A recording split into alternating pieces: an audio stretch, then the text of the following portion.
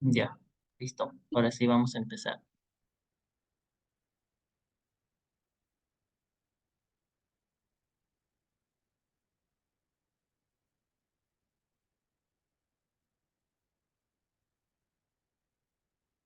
Bien, chicos, ¿se ve la pantalla? Sí se ve, doctor. Ok.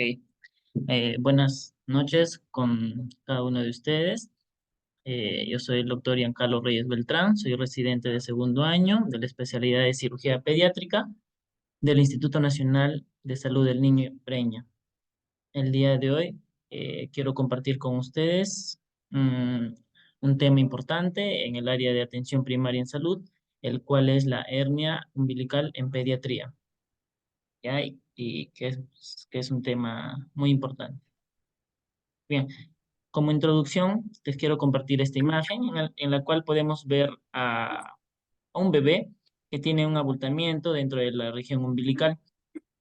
Nosotros que somos personal médico estamos familiarizados con esto, pero resulta que los padres primerizos, al ver a su pequeño con este abultamiento, se van a poner ansiosos, se van a asustar y tal vez no van a saber qué es lo que van a hacer y lo que ellos van a realizar es traer al paciente o traer a su pequeño al centro de salud, centro de atención primaria. Y es allí donde nosotros como médicos de atención primaria debemos actuar. Bien, como introducción, una hernia umbilical es un abultamiento el cual se presenta en el área umbilical. Se hace más evidente cuando el bebé ejerce maniobras de Valsalva, es decir, cuando llora o ejerce presión o hace un pujo, ¿no? Como lo mencioné, algunos padres primerizos no van a estar familiarizados con este fenómeno y se van a poner ansiosos y no van a saber qué hacer y van a traer al centro de salud.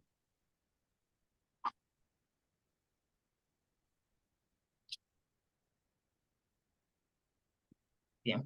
Entonces, una hernia umbilical, aunque ustedes no los crean, suele ser una afectación frecuente entre los niños. Se suele presentar 2 de cada 10 recién nacidos y al año de vida esta incidencia suele disminuir a 1 de cada 10 eh, 10 pacientes. Entonces, debemos de repasar un poco lo que es la anatomía y la etiología. Para esto vamos a dividir a la hernia umbilical en un contexto intrauterino y un contexto extrauterino. Dentro de un contexto intrauterino vamos a ver que la hernia umbilical pues está dentro del útero, tiene sus componentes como es la vena umbilical, las 2 arterias umbilicales y los conductos vitalinos intestinales con su arteria y su vena, además del conducto alantoides. Una vez que el bebé nace, lo que va a suceder es que estos componentes se van a obliterar y se van a convertir en el ligamento redondo, los ligamentos umbilicales mediales y el ligamento umbilical medio, ya así como vemos en esta imagen. En la imagen ahorita lo que estamos apreciando es en la imagen A, el anillo umbilical, que está compuesto por el ligamento redondo y falciforme, y en la zona inferior está compuesto por los ligamentos umbilicales mediales y el ligamento umbilical medial, que son obliteraciones de las estructuras este, de los componentes del cordón umbilical.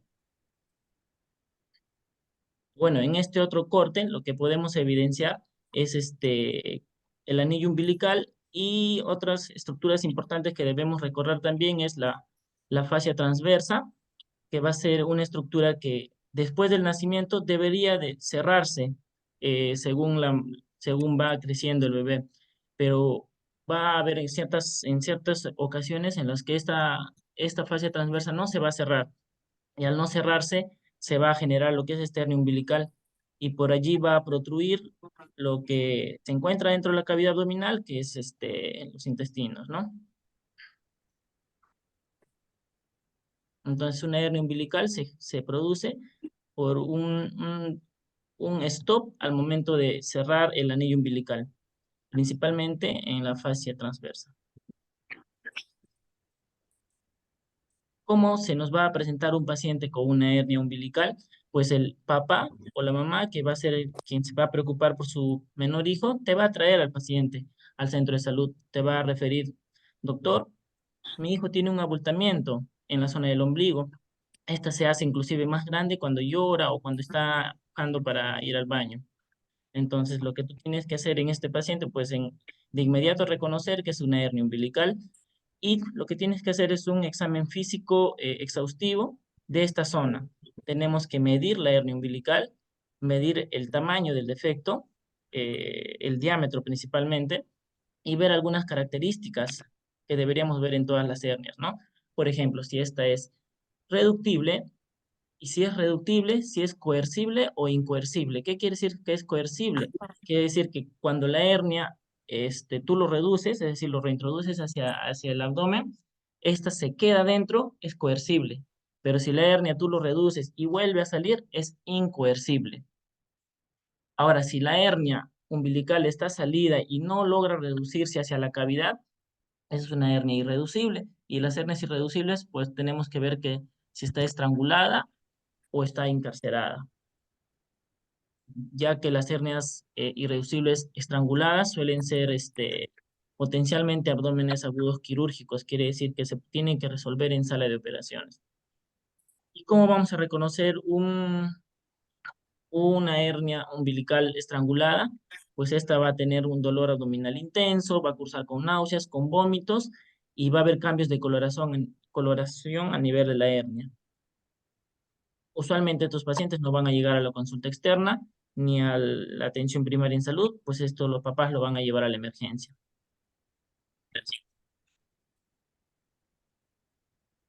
Bien, y para llegar al diagnóstico de una hernia umbilical, pues basta con la historia que te va a contar el papá, más el examen físico que tú vas a realizar.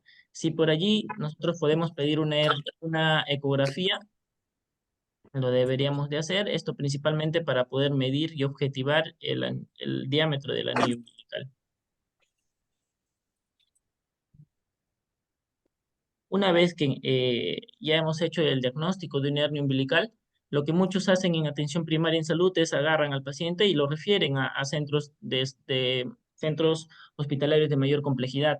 Pues no debería ser esto lo que debemos hacer. Lo que debemos hacer es tener el conocimiento básico de las hernias umbilicales y saber que una hernia umbilical se le da un tratamiento expectante, es decir, se observa la hernia umbilical principalmente las que son asintomáticas, pues estas suelen cerrar espontáneamente hasta los 4 o 5 años de edad sin ninguna otra complicación. Hay estudios que dicen que más del 90% de las hernias umbilicales suelen cerrar espontáneamente. Y esto se va a ir viendo gradualmente con el paso del tiempo. A los 2 años de edad ya la hernia umbilical debería estar empezando a disminuir de tamaño. Entonces, un tratamiento quirúrgico debería de retrasarse o debería ser la última opción en una hernia umbilical asintomática. Pero van a haber algunas condiciones en las que las hernias umbilicales sí se deberían de operar. Por lo general, las hernias umbilicales con anillos inferiores a 1 centímetro tienen más posibilidades de que se puedan cerrar que las hernias umbilicales que tienen un anillo de más de 1,5 centímetros. Anillo me refiero al área, que protruye de la hernia umbilical. ¿Abierto aquí? Entonces, como les mencionaba, el tratamiento debería ser una conducta expectante, pero en algunos casos las hernias umbilicales se tienen que operar. Y acá están las indicaciones, ¿no? Principalmente deberíamos darle un tratamiento quirúrgico a aquellos pacientes que ya han pasado los 5 años y hasta los 5 años esta hernia umbilical no ha cerrado ni hay signos de que esté cerrando. También deberíamos darle un tratamiento quirúrgico a aquellos bebés que tienen a los 2 años de vida ya la hernia umbilical que no muestre ningún signo de que esté disminuyendo de tamaño, más por el contrario, tenga una gran protrusión de la hernia es como si fuera un tronco que está saliendo, un tronquito, ¿no? Como lo dice ahí, gran protrusión de la hernia en forma de tronco con un defecto facial que no ha cerrado ni mejorado a los 2 años de vida. Y algunas condiciones especiales, como son los bebés que nacen con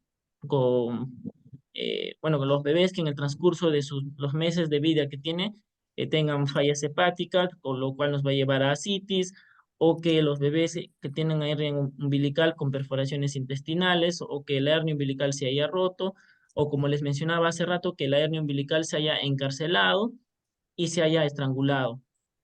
Asimismo, algunos bebés van a ser sometidos a diálisis peritoneal y si estos tienen una hernia umbilical, también estarían indicados el tratamiento. Y los bebés que tienen mucha sintomatología, mucho dolor, muchos cuadros de encarcelamiento, ¿no? Es decir, que esté la hernia ahí en el anillo umbilical y no se quiera reducir con facilidad. Entonces, ¿qué es lo que tenemos que hacer en estos pacientes? Estos pacientes sí deberían ser referidos a un centro de mayor complejidad. En el centro de mayor complejidad, lo que hacemos nosotros es preparar al paciente para una operación y la operación es una operación ambulatoria, ¿no? Lo que hacemos al bebé es un pequeño corte debajo de la hernia umbilical, como una pequeña sonrisa, abordamos la hernia, encontramos el saco de la hernia umbilical, lo cortamos y una vez que cortamos este saquito, lo que hacemos es suturarlo, cerrarlo con suturas, con hilos. Y así como vemos en esta imagen, una vez que ya está suturado, lo que hacemos es para que el ombligo no esté en un lugar desubicado, lo que tenemos que hacer es fijar el ombligo, o sea, colocamos un puntito del ombligo hacia la zona que hemos suturado. Y finalmente cerramos la piel. Y como la incisión la hemos hecho cerca de la cicatriz umbilical, esta ni se va a notar. Entonces el paciente se da de alta en ese mismo día. Ahora, he estado revisando algunos estudios de los tratamientos conservadores con vendajes, por ejemplo, habrán escuchado de esto, ¿no? Entonces, si bien es cierto, hay muchos estudios que dicen que el tratamiento conservador con vendaje, es decir, no quirúrgico y solamente que lo venden al paciente, tiene algunos resultados favorables. Hay varios otros que también ven que no hay una diferencia significativa entre dar un tratamiento conservador, solamente observación, y un tratamiento con vendaje al paciente con una hernia umbilical. Es más, se ha visto que aquellos pacientes que se les ha colocado el vendaje, algunos de ellos han cursado con severas complicaciones a nivel de la piel. Eh, en este estudio, por ejemplo, de 89 pacientes, 5 de ellos han tenido severas complicaciones en la piel, irritaciones, maceraciones. En este otro estudio, de 89 pacientes, el 12.6% dejaron de estar presentes en el estudio debido a que han tenido un disconfort o algunas irritaciones a nivel de la piel. Entonces, como les mencionaba, no existe un consenso como tal, el cual avale el tratamiento conservador con vendaje.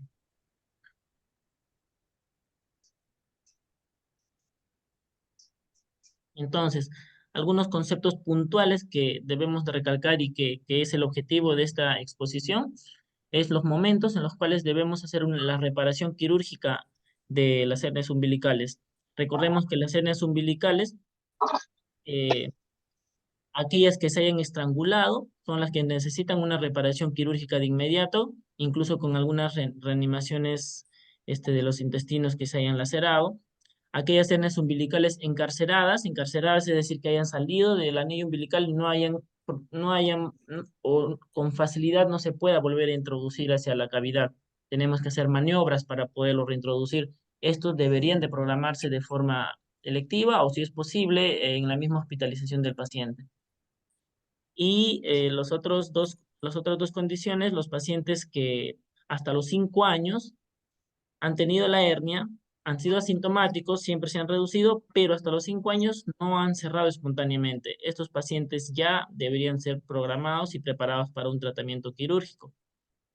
Además, también algunos pacientes que durante el transcurso del tratamiento expectante y observar, cursen con mucha sintomatología de dolor, de vómitos, de encarceraciones, ¿no? Estos pacientes, estas condiciones deberían ser consideradas para un tratamiento quirúrgico de las hernias umbilicales.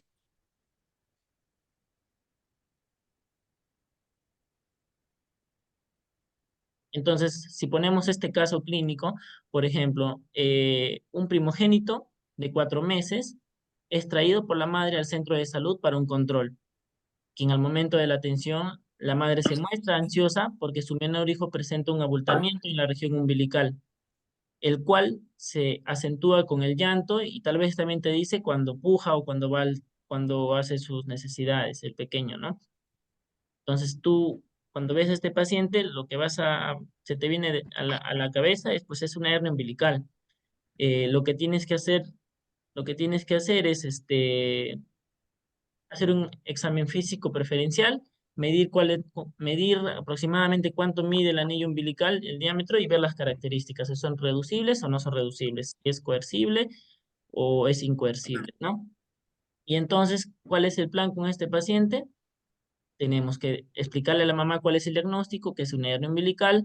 Tenemos que explicarle cuál es el manejo conservador, porque tiene 4 meses, tiene un diámetro de 1 centímetro, es asintomático y la señora no nos ha referido que tenga sintomatologías.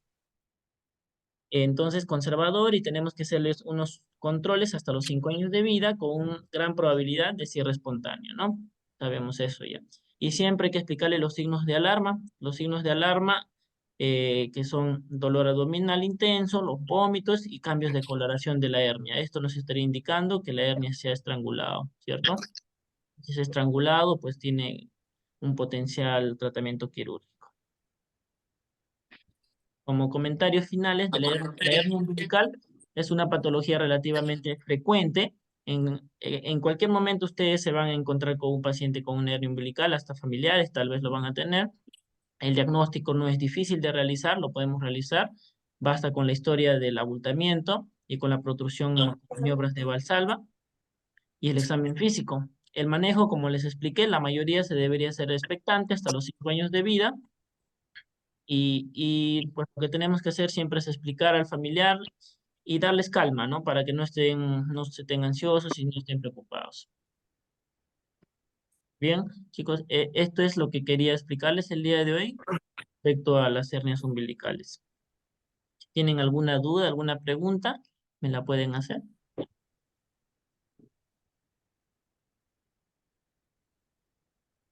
Si no tienen ninguna, tampoco no la hagan. Todo muy claro, doctor.